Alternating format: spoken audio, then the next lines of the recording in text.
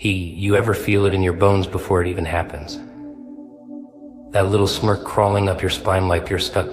Yeah, that's not paranoia, that's prophecy. See, most people walk around pretending time is just a calendar and fate is just. But you woke up different today, didn't you? The air felt heavier. The silence had weight. And for once, the shadows didn't scare you, they applauded, because they know. Oh, they know what's coming. May 28th isn't a date, it's a reckoning. Silence. That awkward little pause between screams. The thing you're supposed to bite down on when your ribs are cracking and no one's listening. It's funny, isn't it? They teach you to be polite, obedient, quiet. Don't make a scene, they whisper, as if the whole damn world isn't already a circus. But silence, oh, it's a weapon. Just not for you, no, it's their weapon. They use it like a leash. Keep you muzzled while they play their games, while they rig the table, stack the deck, and smile at your confusion like it's part of the entertainment. You ever noticed how the world claps for noise when it's the right kind? The kind wrapped in glitter, sponsored by the rich, filtered through a grin. But the moment you open your mouth to scream something real, something raw, they flinch.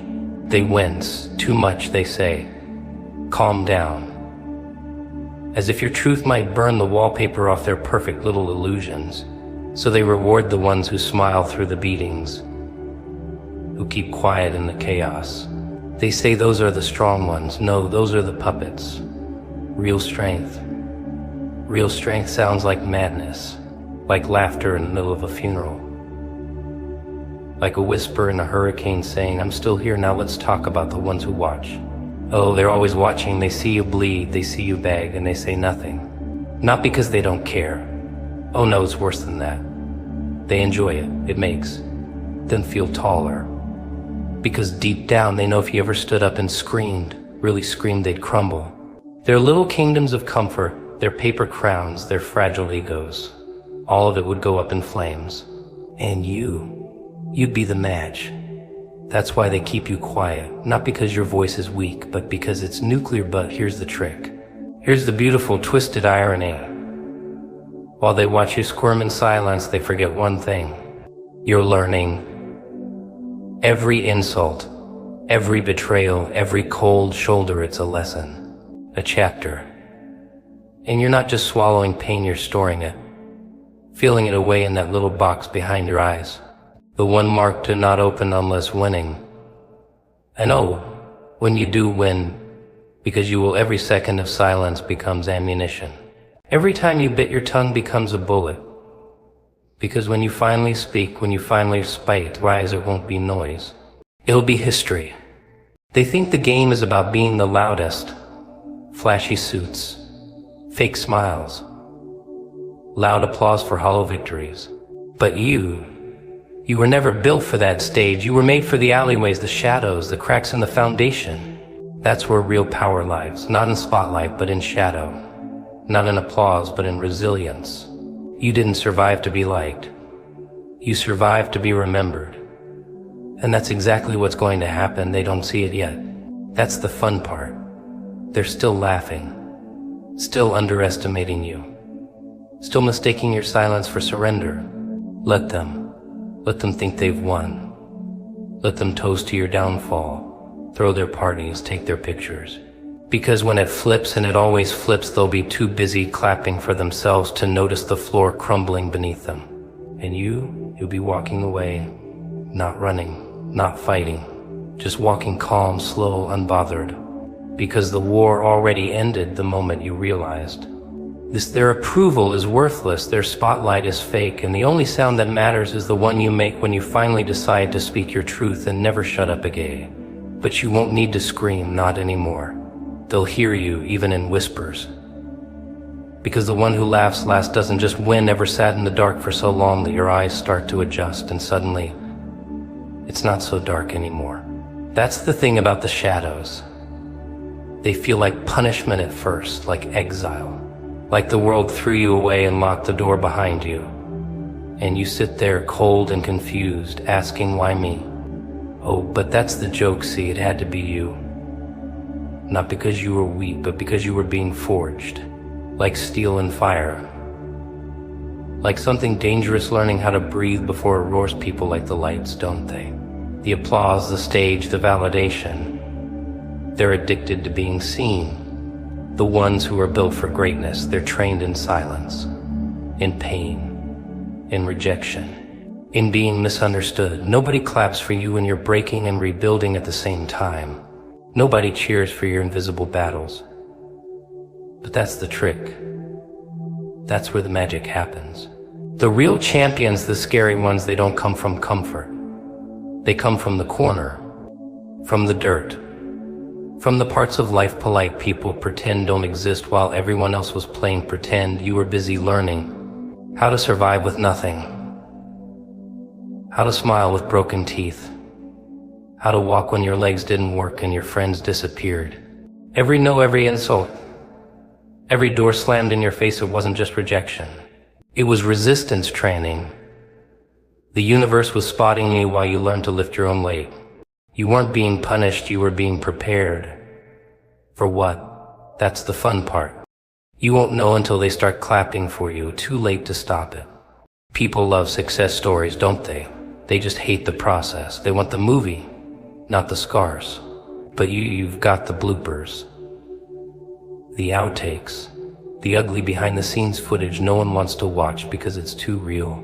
You've lived the script they'd never film. And that makes you dangerous.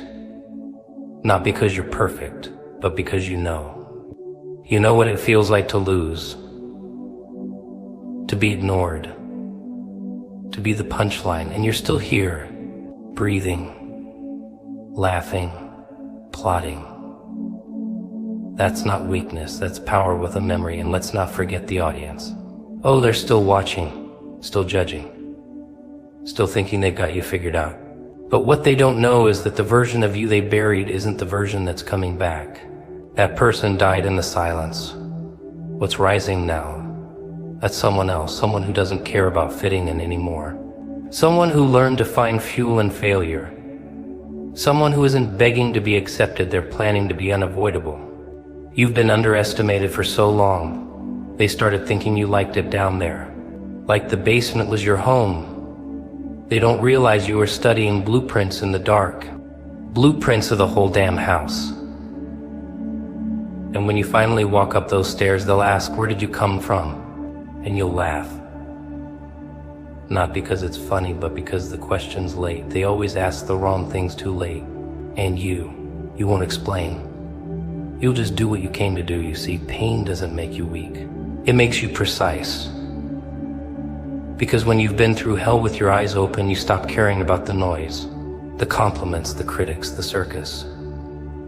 None of it matters. What matters is the mission. What matters is you saw yourself at your worst and didn't walk away. You stood there, shaking, crying, screaming, but still standing. And now they're going to see what that kind of survival creates. Not a hero, not a villain, something else, something they can't label, can't control, can't predict. You weren't built to be understood, you were built to be undeniable. And that's exactly what's coming for them. The person who learned how to win in the dark. The one who was tested with everything but still said, is that all you've got? That's the version that gets remembered. That's the one who turns silence into a weapon and pain into a performance no one can ignore. That's the version they never saw coming because they weren't looking in the dark long enough to recognize what was blooming down there in the ashes with a grin out. A fire in its chest waiting for the curtain to rise without needing anyone's permission to set the whole stage on fire. You know what's funny? People always say trust the process, like it's some kind of warm, fuzzy path through a field of daisies. Oh sure, just trust the process right up until it chews your limbs off and spits out your dreams one by one. The process doesn't come with a manual. It comes with bruises. It comes with late nights and fake smiles and questions no one's brave enough to answer. And you're still here, which means you've seen it. You've felt the sting of believing in something that no one else could see. You've watched the clock mock you. Watched the world hand out rewards like candy to clowns who never earned a damn thing. That's the real process, isn't it? It's not motivational posters and tidy little quotes. It's chaos. It's staring at a wall, wondering if you're wasting your time, your talent, your life. It's putting in the work and getting nothing back, over and over. The grind doesn't love you. It doesn't care. It doesn't say thank you. It just takes. But you keep giving. Why? That's the punchline. Even when you wanted to quit, you didn't. Even when they laughed, you didn't stop. And now something inside you is shifting. Oh, you feel it, don't you? It starts subtle, like a whisper in the middle of all that noise. A crack in the concrete, a flicker behind your eyes. That's the part they can't understand. They see your moves, but they don't see what's powering them. They don't hear the voices you had to silence. They don't see the nights you died a little and woke up anyway. The days you carried yourself like a corpse in a suit because the dream was the only thing keeping your heart from completely checking out. But now that storm you've been trapped in, it's changing. Not stopping, no, that would be too easy. It's twisting, turning, giving you traction. You've been learning how to drive in the rain where they were waiting for sunshine. That's the difference. They built umbrellas, you built armor. They waited for better weather. You became the storm. And no one taught you. No one warned you. You figured it out with broken tools and a laugh that sounded a little too close to crying. You kept showing up. That's the part they'll never believe. Not because you had to, but because you knew something. Something they didn't. You knew the world doesn't reward the loudest. It rewards the last one standing. You don't need applause. You don't need permission. You don't even need support. You've had conversations with silence. You've danced with doubt. And every time you walked away with something sharp in your pocket. Every loss a blade. Every no another notch on your spine. And you're still standing, which makes you dangerous. People are comfortable with your failure. It gives them peace. They like seeing you down because it confirms their own cowardice. But success, that's different. Your eyes, that threatens them. Because it says, look what's possible. And that's scary when you've been lying to yourself for years. So don't be surprised when they distance themselves. When they go quiet, it's not confusion, it's fear. They're afraid of the version of you that didn't stay broken. The version that used every scar like war paint and walked back into the fire with a smirk. They want to know how you're still going. They want to know how someone who should have quit 100 times kept walking. But they'll never ask, because asking means facing themselves. So instead they watch, in silence, in secret, and they copy your moves, but they don't have your pain.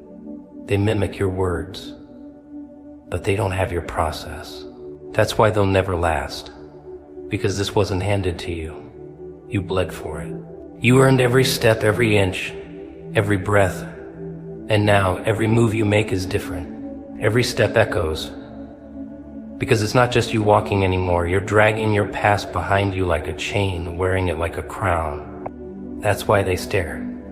That's why they whisper. They feel it before they see it. That pressure, that shift, that unspoken truth that something has changed, that someone who was supposed to be done isn't, that someone who should have been forgotten isn't playing by the rules anymore, that someone who was built in the dark is about to take everything without asking for it. You ever notice how people pretend they don't hear the alarms? Not the fire alarms, no, I'm talking about the kind that scream from inside your own side, that ringing in your chest when something's wrong. When the smile doesn't fit your face anymore and your shadow starts looking at you funny. But, oh no, you play along, you act normal, because normal keeps the peace, doesn't it? Normal pays the bills, buys the groceries, nods politely, claps at the right moments. Even if everything inside you is begging to scream, to run, to throw the whole board off the table and flip the game entirely.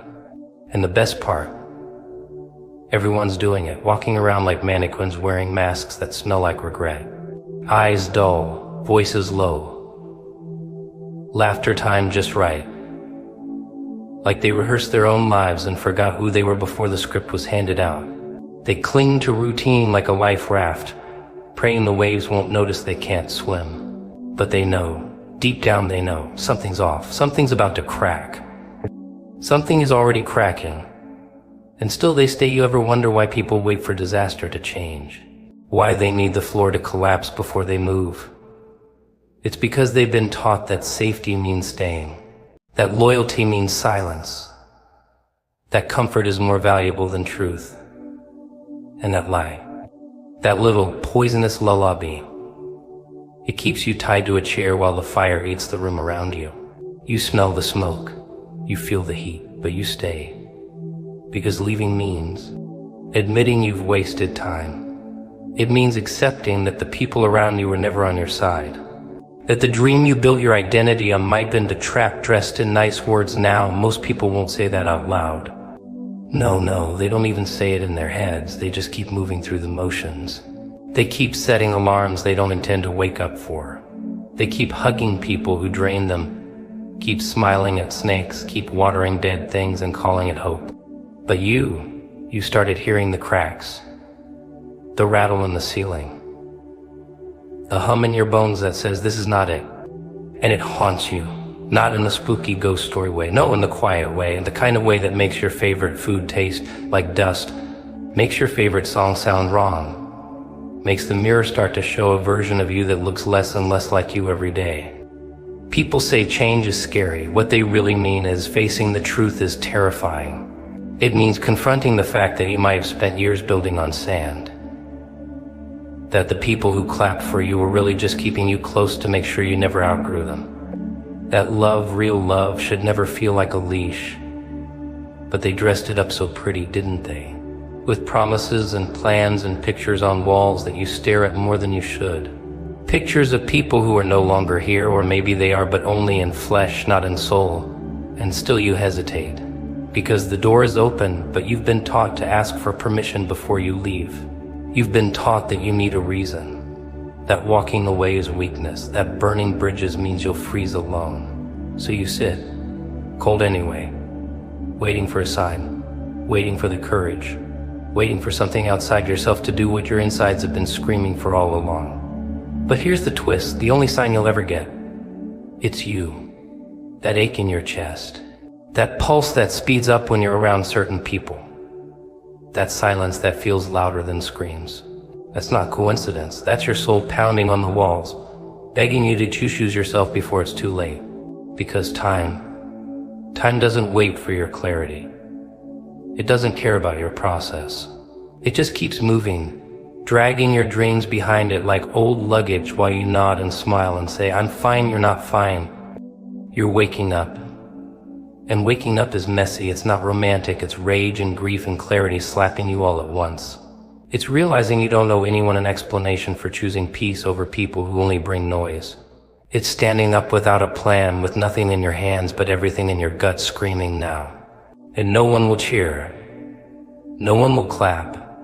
Because they liked you better asleep. They liked you confused. They liked you tame. But now the room is shifting. The walls are whispering. The ground under your feet doesn't feel steady anymore. And that's not a warning, it's a gift. Because the truth was never meant to make you comfortable. It was meant to set you free. Even if it does so with a match and a bottle of gasoline. You ever sit in a room full of people and feel like a ghost in your own skin? Like you're playing a role in someone else's script, mouthing lines you never wrote. Clapping at cues that don't mean a damn thing to you. They call it fitting in. I call it slow death with polite applause. See, they hand you these labels the moment you show up: student, worker, failure, dreamer, and you carry them around like name tags stitched into your soul. You become what they expect because it's easier than becoming what you are. It's safer. And safety, oh, that sweet illusion, that's the real prison. But something shifts, maybe not all at once. Maybe just a flicker at first. A strange thought that dances in your head like smoke. What if this isn't all there is? And suddenly the lights seem too bright. The conversation's too shallow. The air too thin. That little flicker starts to burn and the masks start to itch. You laugh at the wrong moments. You say things they weren't ready to hear. and they look at you like you've grown a second head. But that's just the first sign you're waking up. You ever see a caged animal? Forget it's in a cage. It paces, sure. It eats when they feed it. It sleeps when the lights go out. But every so often its eyes change. It looks past the bars, past the crowd, like it remembers something wild. That's you. That's all of us, really. But most people ignore it. They drown it out with noise and routine. They call it ambition, but it's just decoration on a coffin. You want out, you want more. But you don't know where to start, so you wait and wait. Until waiting becomes who you are. They'll tell you it's not the right time, that it's foolish, that it's reckless. But what they really mean is if you go, they'll have to face the fact that they stayed. If you rise, their excuses lose their power. So they dress up their fear as wisdom. They offer advice dipped in poison. And you nod like it makes sense even though your bones are screaming. You quiet the riot inside for the sake of peace outside, not realizing that silence doesn't mean serenity. Sometimes it means surrender, and what's worse, they smile when you shrink. They cheer when you settle. They love you the most when you're the furthest from yourself. Because real you is a threat. Real you doesn't ask for permission. Real you burns too bright, speaks too loud, dreams too big. And if you dare to bring that version of you into the world, oh, they'll call it arrogance, insanity, delusion. But it's none of those things. It's truth, raw and roaring. And truth doesn't wear a suit and tie. It comes barefoot, covered in dirt, howling through your ribs like a storm. You ever notice how people only love you when you play their game? Smile here, sit there, nod now.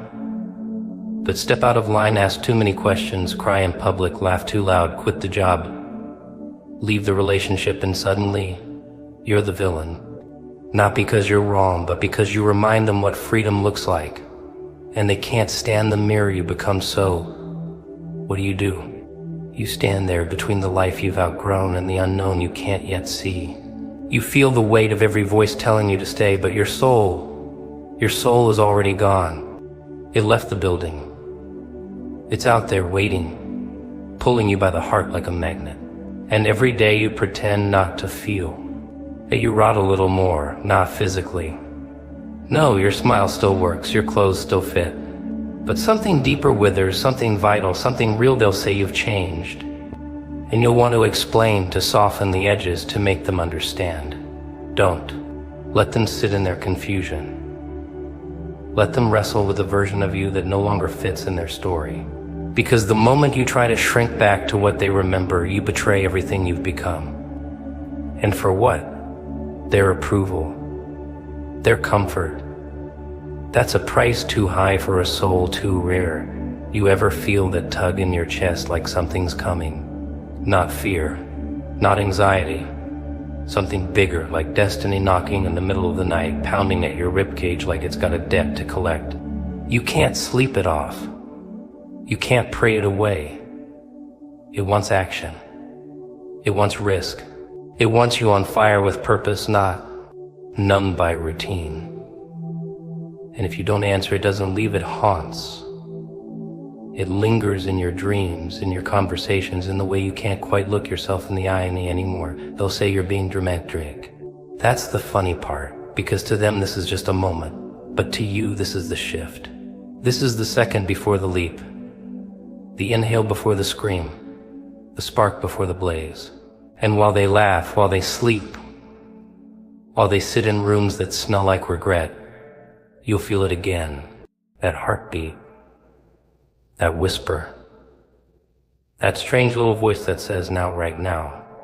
Or never.